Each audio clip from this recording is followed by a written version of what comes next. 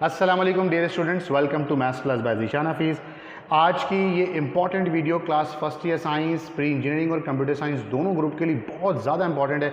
Video को last तक देखते रहिएगा, तो आपके तमाम मसाइल का हल इसके अंदर मौजूद है कि सर इतना बड़ा सिलेबस है, 30 डेज़ रह गए हैं एग्जाम्स में, हम तैयारी कहाँ से शुरू करें, कैसे शुरू करें, कौन से चैप्टर के कौन कौन से क्वेश्चन इंपॉर्टेंट हैं, लॉन्ग में क्या आएगा, शॉर्ट में क्या आएगा, तमाम की तमाम चीज़ों का सॉल्यूशन इस वीडियो में मिलेगा।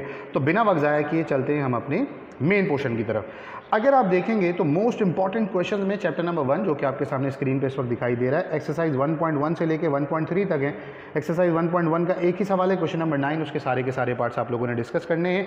1.2 से हमारे पास एक एग्जाम्पल है, एक क्वेश्चन है। 1.3 से क्वेश्चन नंबर 3 सबसे ज़्यादा इंपॉर्टेंट है, हो सकता है कि क्वेश्चन नंबर 1 का पार्ट आप लोगों से पूछ लिया जाए।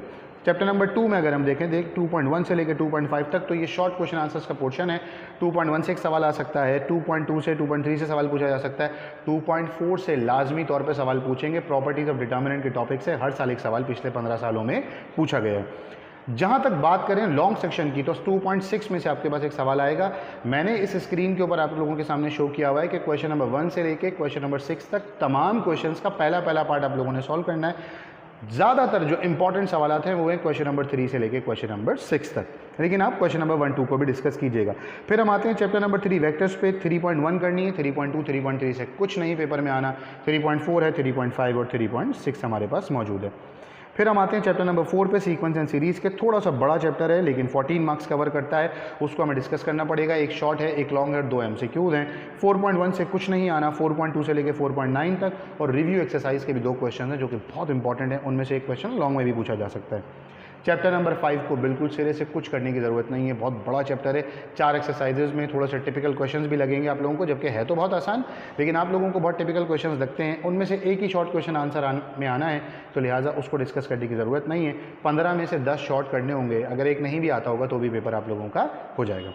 फिर आते हैं चैप्टर नंबर 6 के ऊपर, जो कि मैं किसी और वीडियो में आप लोगों के साथ डिस्कस करूंगा, अलग से चैप्टर नंबर 6 के लिए बनाऊंगा। उसके MCQs और उसके क्वेश्चन आंसर, उसके लेक्चर्स, तमाम चीज़ें वहाँ प्रोवाइड करूंगा, क्योंकि वो चैप्टर मैंने आप लोगों को बुक से पढ़ाने के बजाय मैंने बहुत ऊपर लेवल तक, CA लेवल पर, BSc लेवल पर जाकर आप लोगों को मैंने क्लास में पढ़ाया है। फिर बात करते हैं चैप्टर नंबर 7 की, तो उसमें से 2 टॉपिक हैं, एक बायनोमियल थ्योरम है और एक मैथमेटिकल इंडक्शन है। एक सवाल बायनोमियल थ्योरम से आएगा शॉर्ट, एक सवाल आएगा मैथमेटिकल इंडक्शन से शॉर्ट, और एक आएगा बायनोमियल थ्योरम का लॉन्ग। तो बड़ा ज़बरदस्त चैप्टर है, 3 ही एक्सरसाइज हैं, लेकिन 17-18 मार्क्स कवर करता है। फिर हम आते हैं चैप्टर नंबर 8 के ऊपर, फंक्शन एंड देयर ग्राफ्स के ऊपर। तो उसकी 8.1 में से कुछ भी करने की ज़रूरत नहीं है, सिर्फ MCQs में अगर पूछ लें तो पूछ लें। 8.2 का एक ही सवाल है जो कि एग्जाम्पल है। 8.3, 8.4 बहुत इंपॉर्टेंट है, उसको कीजिएगा, उसमें से 2 शॉर्ट आएंगे।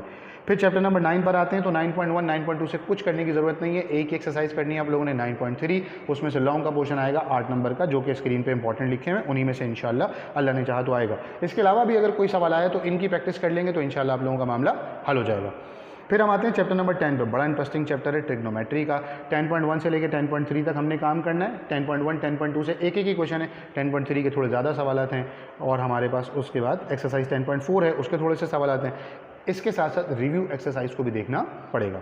Chapter number 11 solutions of triangle को अगर हम देखें तो हमारे पास कुल मिला के 4 एक्सरसाइजेज हैं, ठीक है, और उनमें से कुछ ही क्वेश्चन है, किसी में से 2-3, किसी में से इक्का दुक्का ये करना पड़ेगा। इसमें से एक शॉर्ट एक लॉन्ग आ सकता है, हो सकता है 2 शॉर्ट आएँ और 1-2 MCQs पूछे जाएंगे।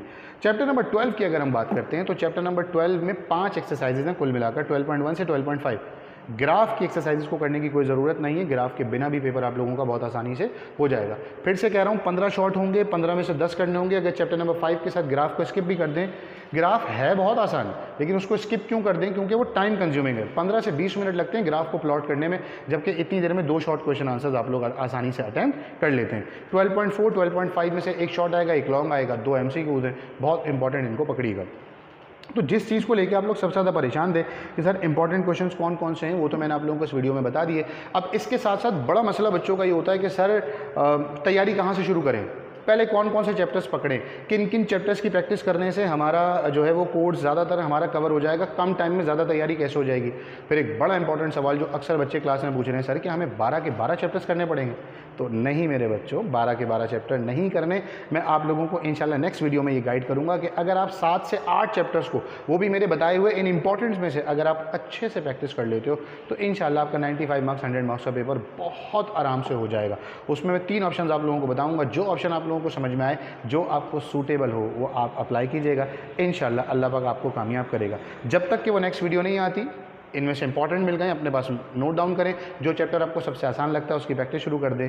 इंशाल्लाह मुलाकात होगी एक और वीडियो में। टिल देन अपने घर वालों का बहुत ज़्यादा ख्याल रखें, रोज़ाना की बुनियाद पर प्रैक्टिस करते रहें। मुझे मेरे घर वालों को अपनी ख़ास दुआ में रखें बेटा। अल्लाह हाफ़िज़ व नासिर।